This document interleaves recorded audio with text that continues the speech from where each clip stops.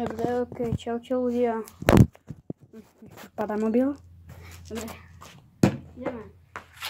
Dribbling sa robí takto, aby ste vedeli. Nie takto,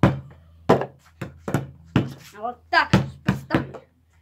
Braníš a ideš 50 krát pravou a ľavou.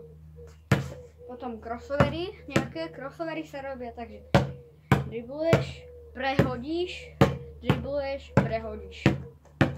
Aspoň 50 krát.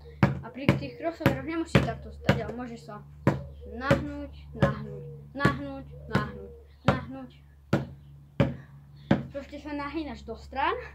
Potom by som dal pod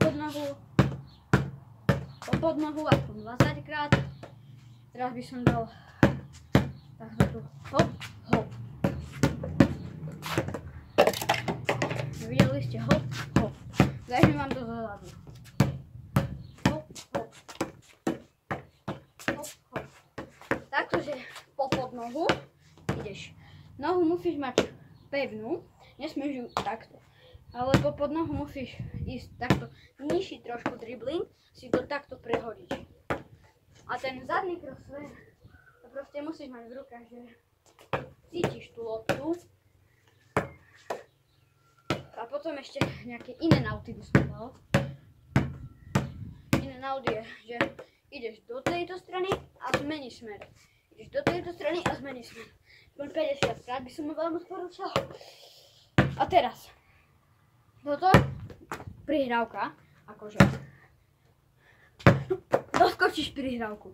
Ideš hop, hop, hop, pivotovanie. Potom ideš tak. Cross, cross, cross. Naznačíš a stráš. Čistý bol.